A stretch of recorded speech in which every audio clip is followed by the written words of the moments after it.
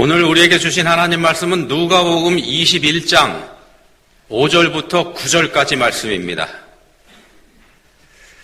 한 목소리로 봉독하겠습니다. 어떤 사람들이 성전을 가리켜 그 아름다운 돌과 헌물로 꾸민 것을 말하매 예수께서 이르시되 너희 보는 이것들이 날이 이르면 돌 하나도 돌 위에 남지 않고 다 무너뜨려지리라.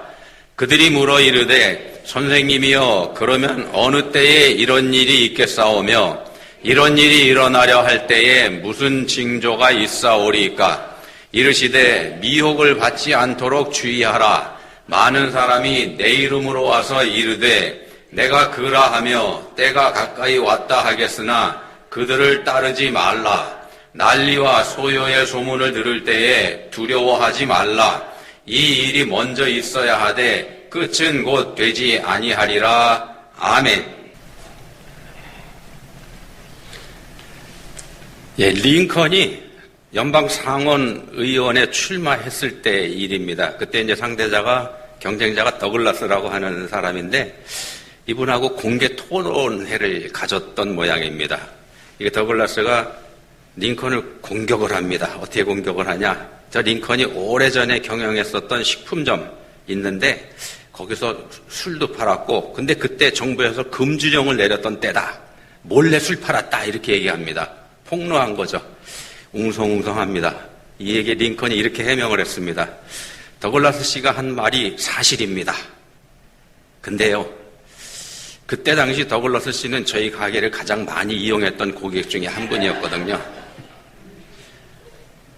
또 이거 말씀드릴 수 있습니다. 저는 그러고 나서 그 술집 그만뒀는데 더글라스 씨는 지금도 그 가게 드나들고 있거든요. 한방 보기 좋게 먹였죠. 그랬더니 더글라스가 참지 못하고 이번에는 또 공격을 하는데 이번에 인신 공격을 합니다. 어떻게 공격하냐? 저 링컨이요, 저거 이중인격자예요. 얼굴이 두 개라고요. 이렇게 얘기합니다. 그랬더니 링컨이 뭐라고 얘기했냐면은 여러분들 판단에 맡기겠습니다. 저한테 또 하나의 얼굴이 있다 그러면은 지금 이 얼굴 가지고 제가 나왔겠냐고. 링컨의 별명이 뭐냐면은요, 오리지널 고릴라. 되게 못생겼죠. 링컨이 원숭이처럼 생겼더래가지고 경쟁자들이 붙인 별명입니다. 그러니까 좌중에 폭소가 터집니다. 링컨이 보기 좋게 이긴 겁니다. 자, 이 선거가 어떻게 됐을까요? 말싸움에서는 링컨이 이겼지만 선거에서는 더글라스가 이깁니다. 링컨은 선거에서 여러 차례 낙방을 하지 않습니까? 자, 그리고 나서 2년이 지난 1860년에 링컨하고 더글라스하고 두 사람이 이번에는 대통령 자리를 놓고 또 한판 붙습니다. 먼저는 상원의원인데 이번엔 둘 다 대통령 선거에 출마해서 다시 붙습니다. 어떻게 됐나? 이번에 링컨이 이겨가지고 미국의 대통령이 됩니다. 근데 계속 경쟁자였었죠. 이 더글라스라고 하는 사람이. 이 더글라스를 대통령이 된 링컨이 사용을 합니다. 특사로 임명을 합니다. 뭘 시키냐 하면은 전국을 순회하면서 연설하는 역할을 맡깁니다. 전국을 순회하면서 대통령 대신에 말하게 한 겁니다. 굉장히 위험한 거잖아요, 사실은. 근데 이런 걸 시킵니다. 자기를 공격한 경쟁자이었지만 링컨은 이 사람을 알아본 겁니다. 이 사람의 능력이 어디 있고 이 사람이 어떤 생각을 가지고 있는지 이거 꿰뚫어보고 이 사람을 사용을 한 겁니다. 이렇게 사람을 겉으로만 보지 않은 사람이 링컨이라는 말씀을 지금 드리는 겁니다. 링컨이 성공한 이유 중에 하나가 사람을 겉으로만 보지 않았습니다. 겉볼안이라는 말이 있는데 여러분 들어보셨나 모르겠습니다. 겉볼안. 아마 거의 다 못 들어보셨을 것 같습니다. 요즘에 유행하는 말줄임 신조처럼 들리는데 그거 아닙니다. 그거 아니고 원래 우리말입니다. 원래 있던 말이고 국어사전에도 당당히 올라가 있는 말이고 뜻이 뭐냐 하면 겉볼안, 어떤 사람이나 대상의 겉을 보고 속이 어떠한가 능히 판단할 수 있는 상태, 이런 얘기입니다. 그러니까 이 겉볼안이라는 말의 뜻은 겉을 보면 속도 다 알 수 있다, 속이 보인다, 이런 뜻의 말입니다. 겉보매라는 순수 우리말도 있는데 이 말하고 사촌격에 있는 말입니다. 겉보란, 겉보매. 겉보매는 또 무슨 말이냐 이렇게 하실 것 같은데 겉보매는 뭐냐 하면은요, 겉으로 드러나 보이는 모양새. 눈매라는 말이 있죠. 눈매가 매섭다. 눈매, 인매 이런 거 있는 것처럼 겉보매 이런 말도 있다는 겁니다. 겉보란이 됐든지 겉보란이든지 겉보매이든지 간에 겉모양이 중요하다 이런 뜻이고요. 겉을 잘 다듬고 갖고 와야 제대로 된 평가를 받을 수 있다 이런 뜻이기도 합니다. 요즘 세태에 맞는 말이죠. 세상에서 가르치는 가치관이 바로 여기에 있습니다. 겉을 잘 꾸며야 제대로 된 더 나은 대우를 받을 수 있다. 이게 세상에서 가르치는 세상의 가치관적 교육 방법입니다. 성경에서 이렇게 말씀 안 하죠. 성경은 다르게 말씀합니다. 하나님께서 사무엘 선지자에게 말씀하셨더랬습니다. 너는 뿔에 기름을 채워가지고 가라. 내가 너를 베들레헴 사람 이새에게로 보내리니 이는 내가 그의 아들 중에서 한 왕을 보았느니라. 그리고 사무엘이 하나님 말씀 따라서 갑니다. 가서 이새의 첫째 아들 엘리압을 보니까 이 인물이 대단합니다. 훤칠한 인물에 반해가지고 사무엘이 혼자 생각을 합니다. 여호와의 기름 부으실 자가 과연 주님 앞에 있도다. 이렇게 가지고 엘리압에게 기름을 부으려고 했더니 하나님이 막으시죠. 그의 용모와 키를 보지 말라. 내가 보는 것은 사람과 같이 아니하니 사람은 외모를 보거니와 나 여호와는 중심을 보느니라. 너희가 보는 거하고 내가 보는 거 다르다 이 말씀하셨습니다. 자, 본문에서 예루살렘 성전의 위용 또 그 건물의 화려함 이걸 사람들이 보고서 선민적 자부심에 들떠가지고 이 사람들이 예수님 앞에서 이 건물을 자랑을 합니다. 화려함과 웅장함. 근데 그때 예수님께서는 그 말씀 드린 예수님께서 그들의 자부심에 찬물을 끼얹는 그런 말씀을 하시죠. 이렇게 말씀하십니다. 너희 보는 이것들이 날이 이르면 돌 하나도 돌 위에 남지 아니하고 다 무너뜨려지리라. 다 무너뜨려지리라. 이때 예루살렘 성전은요, 항상 한참 공사 중이었더랬습니다. 유대 나라를 다스리던 헤롯 대왕, 이 사람 원래 유대인이 아니죠. 야곱의 쌍둥이 형제인 에서의 후손입니다. 그러니까 유대인들은 이 헤롯을 유대인으로 인정하지 않았습니다. 그런 사람이 유대의 왕이 되니까 이런 출신적 핸디캡을 가지고 있는 헤롯이 유대인들의 마음을 사기 위해서 시작한 게 바로 예루살렘 성전의 증축 공사입니다. 대대적인 증축 공사를 합니다.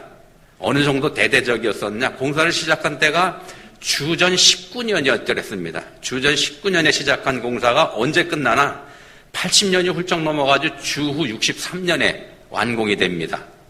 80년이 훌쩍 넘어갔죠. 예수님께서 활동하시던 때에 46년째 공사하고 있다. 이런 말씀이 요한복음 2장에 나오는데, 그러니까 예수님 당시, 그러니까 공사가 한창 진행되고 있었던 그때에 봐도 그 예루살렘의 성전 규모가 어마어마하고 대단했기 때문에 그걸 보는 유대인들이 민족적 자부심을 갖기에 충분했다는 겁니다. 그런 대단한 성전입니다. 예루살렘 성전이. 주후 63년도에 완공이 됐다 이렇게 말씀드렸는데, 그렇게 완공된 이 헤롯 성전은 완공을 보고 나서 불과 7년이 지난 주후 70년에 티투스 장군이 이끄는 로마 군대에 의해서 완전히 무너져 버리게 됩니다. 본문에서 예수님께서 말씀하시는 그대로, 글자 그대로 돌 하나도 돌 위에 남지 않고 다 무너뜨려 버려집니다. 로마 제국 안에서 3대 신전으로 꼽힐 만큼 어마어마한 위용을 자랑하던 그런 예루살렘 성전이었는데 그게 한순간에 사라져버린 겁니다. 지구상에서. 선민사당에 빠져서 교만하기 그지없었던 유대인들에 대한 로마 제국의 보복이었더랬습니다. 로마 제국의 보복입니다. 근데 사실은 하나님께서 그걸 허용하신 겁니다. 하나님께서 그렇게 되도록 내버려 두신 거죠. 하나님의 임재의 상징인 거룩한 성전을 하나님께서 버리셨다는 뜻입니다. 하나님의 임재의 상징인 성전을 하나님이 버리셨습니다. 로마 군대에 내주어 버리신 겁니다. 왜 그렇게 하셨을까? 왜 당신의 명예가 걸려있는 그 거룩한 성전을 인간들의 손에 하나님께서 내주어 버리셨을까? 리차드 헐버스라고 하는 목사님이 있습니다. 이 목사님이 이런 말을 했습니다. 잘 들어보십시오.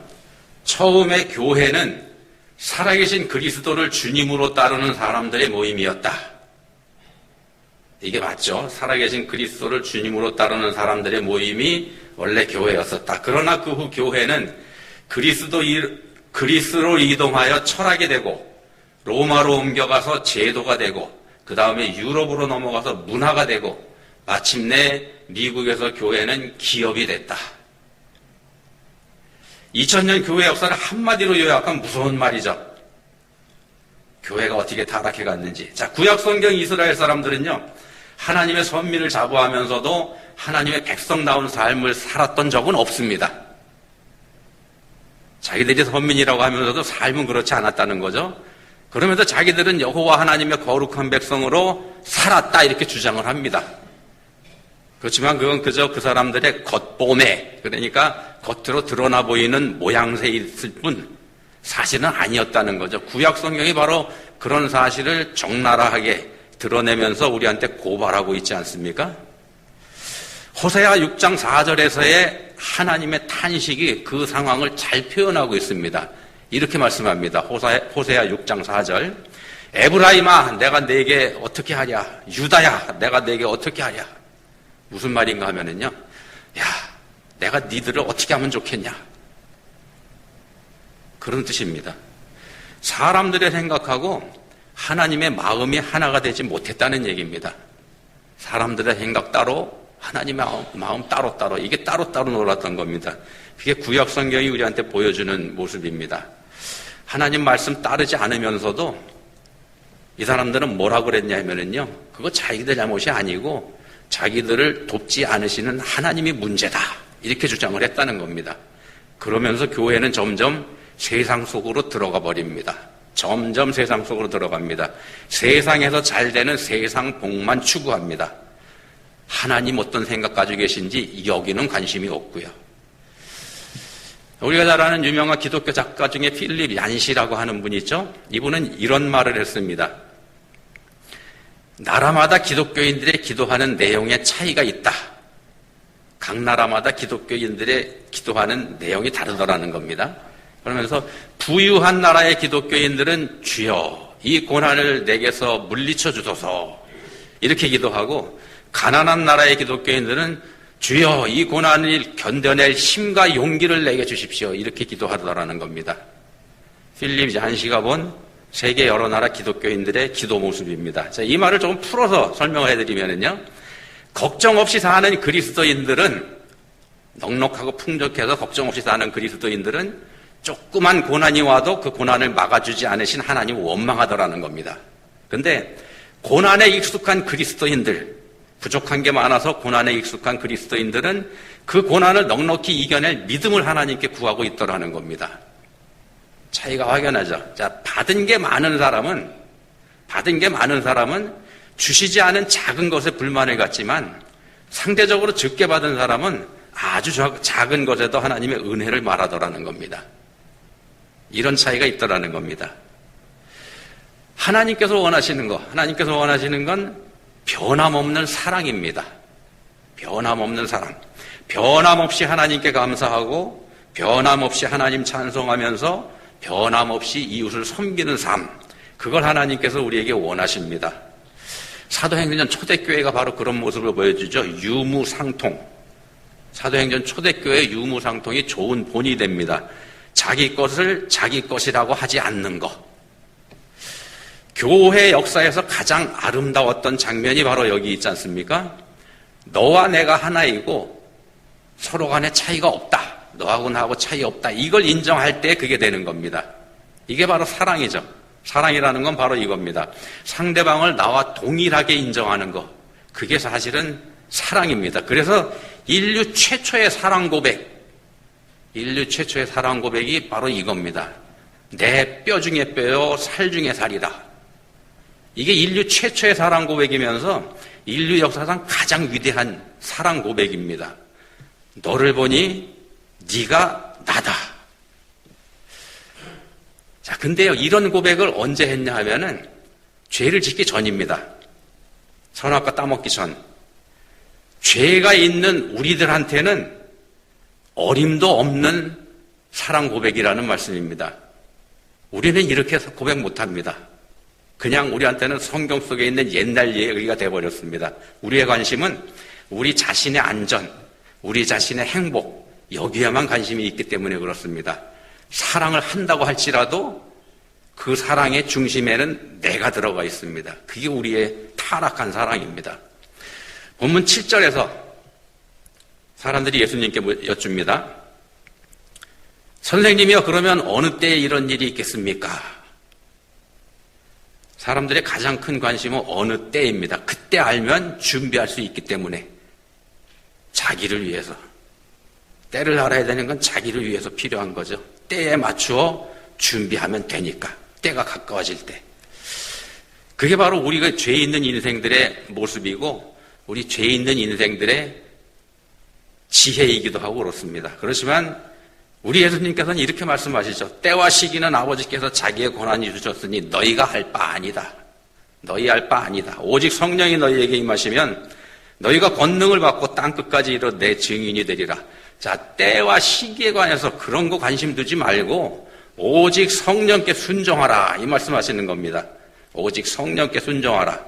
성령께서 하시는 일, 우리에게 말씀을 깨닫게 해주시고 우리가 믿음을 갖게 해주시고 또 우리를 인도해 주시는 분, 그런 분이 바로 성령이시지 않습니까? 성령께서 말씀으로 우리를 이끄실 때 순종하면서 따라가는 것, 이게 그리스도인들의 사명이고 그리스도인들의 본분이다, 이 말씀하시는 겁니다.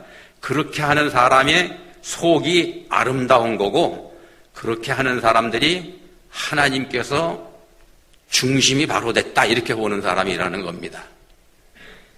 그런 사람이 하나님께서 찾으시는 사람입니다.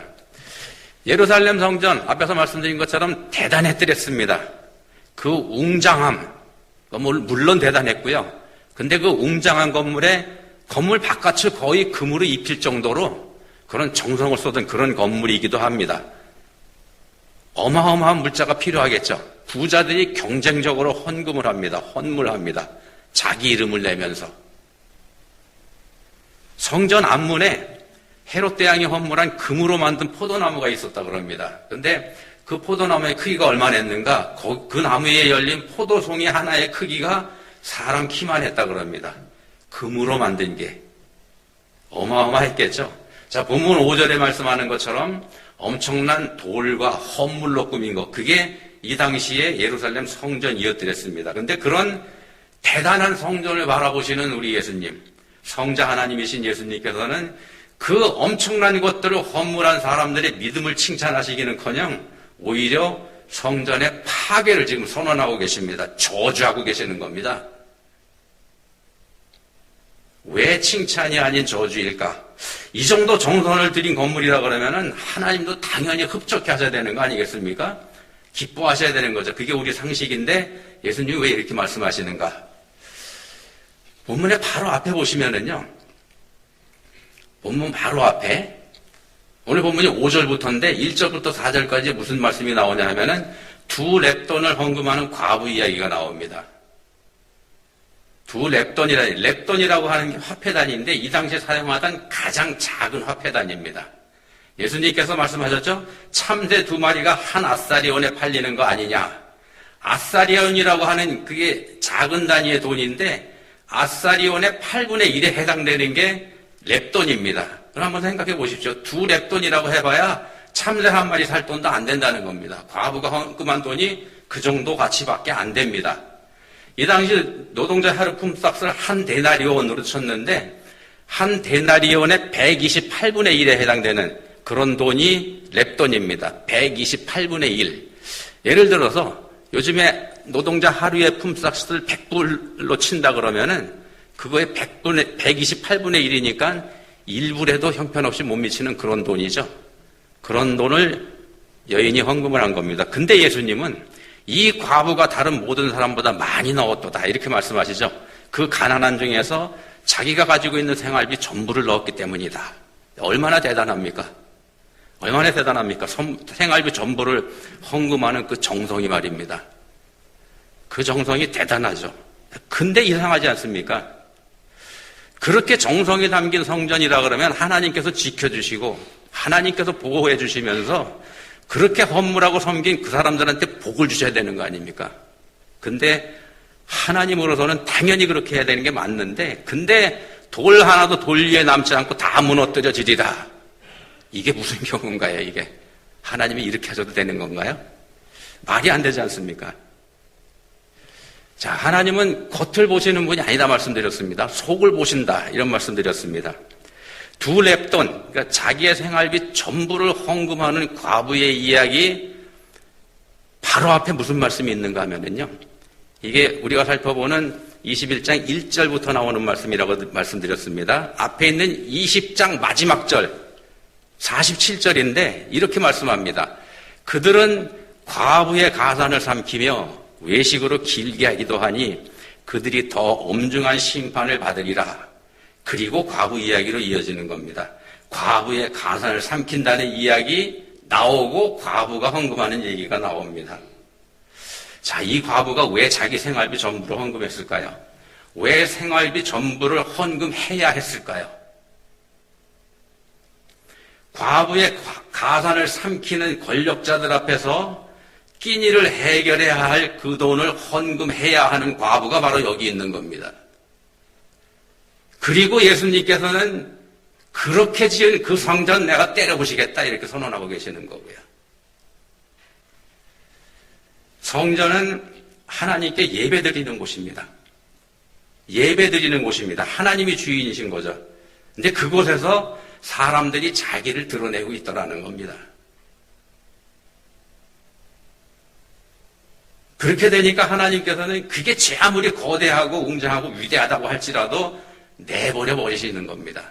권력자들은 자기들을 드러내기 위해서 애를 쓰고 자기들 이름 드러내면서 업무라고 자기들 이름 드러내려고 힘없는 사람들 쥐어짜더라는 겁니다. 성령의 전인 우리 그리스도인이 지금은 하나님의 성전이지 않습니까? 성령의 전인 우리 그리스도인들의 삶의 주인 하나님이시라는 말씀을 좀 드리는 겁니다. 우리 중심에 하나님이 계셔야 되는 겁니다. 내 삶이라고 해서 그 중심에 내가 버티고 앉아 있는 거, 그게 바로 죄입니다. 거기는 하나님의 자리이기 때문에 내가 내 삶의 주인이다. 이게 바로 세상의 미혹이죠. 나의 삶은 나의 것. 이게 세상에서 하는 말입니다. 본문 8절에서 예수님 말씀하십니다. 미혹을 받지 않도록 주의하라. 겉이 아니라 중심을 보라는 말씀입니다. 어떻게 하라는 말인가? 예수님 말씀대로 항상 깨어 있어야 되는 거죠. 지난주에 우리는 혼인잔치 준비하는 10처녀 이야기를 묵상해드렸습니다. 지혜로운 처녀들은 자기 생각에 머물지 않고 신랑에게 초점을 두어드렸습니다. 신랑이 늦게 올 수도 있다는 걸 인정하고서 그건 내가 관여할 수 없는 영역이라고 인정을 하면서 여분의 기름을 준비했습니다. 그렇지만 어리석은 처녀들은 그러지 않았죠. 신랑은 자기들이 생각한 그 시간에 올 거다 이렇게 생각을 했습니다. 좀 심하게 말씀드리면 신랑은 반드시 그 시간에 와야지 돼. 이렇게 생각을 했다는 겁니다. 지혜로운, 어리석은 이런 표현이 거기 등장을 하는데 이걸 바꿔서 표현하면은 지혜롭다는 건 겸손한 거고요. 어리석다는 얘기는 교만하다는 얘기입니다. 자, 우리는 생각합니다. 하나님은 나를 도우셔야 한다. 그래야 하나님이고 그래야 내가 하나님 믿을 수 있다. 안 그러면 내가 하나님 뭐하러 믿냐. 이게 우리 생각입니다. 사람들의 생각입니다. 그렇지만 하나님은 우리의 도움이 되시는 분이 아닙니다. 하나님은 창조주이시죠. 그리고 우리는 그분의 피조물에 불과합니다. 피조물에 불과한 우리가 어떻게 하나님께 감히 우리를 도우라는 사명을 그분에게 내려드리겠습니까? 그리고 나를 도우라 이렇게 명령할 수 있겠습니까? 이게 말이 안 되는 겁니다. 바클레이라고 하는 신학자는 이런 말을 했습니다. 예수께서는 인간을 편하게 하려고 오신 게 아니라 위대하게 하려고 오셨다. 예수님께서 오신 건 우리 편하게 해주려고 오신 게 아니고요. 우리를 위대하게 만들려고 오셨다는 겁니다. 세상의 평안이 복이 아니라는 겁니다. 그런 생각이 바로 유혹이고 세상이 다 미혹하는 그런 거고 그렇습니다. 성도는요. 하나님 안에서야 비로소 거룩해지고 하나님 안에서야 비로소 위대해지는 그런 존재입니다. 성도는 하나님 떠나면 아무것도 아닙니다. 세상에 미혹되지 않는 지혜로운 성도 되시기를 십자가 고난을 이겨내신 우리 예수님 이름으로 축원드립니다. 기도하시겠습니다. 하나님 아버지, 저희는 세상에서 편하고 또 세상에 좋은 거, 이런 거 구합니다. 하나님, 내게 그거 주셔야 된다, 이렇게 생각을 했습니다. 근데 주객이 바뀐 전혀 잘못된 생각이라는 거 알게 해주셨습니다. 이제는 참 주인이신 우리 하나님을 바라는 참된 주님의 자녀로 바르게 살게 해주시기 원합니다. 세상의 악한 유혹에 미혹당하지 않게 해주시기 원합니다. 저희에게 은혜 주시기 원합니다. 예수님 이름으로 기도합니다. 아멘.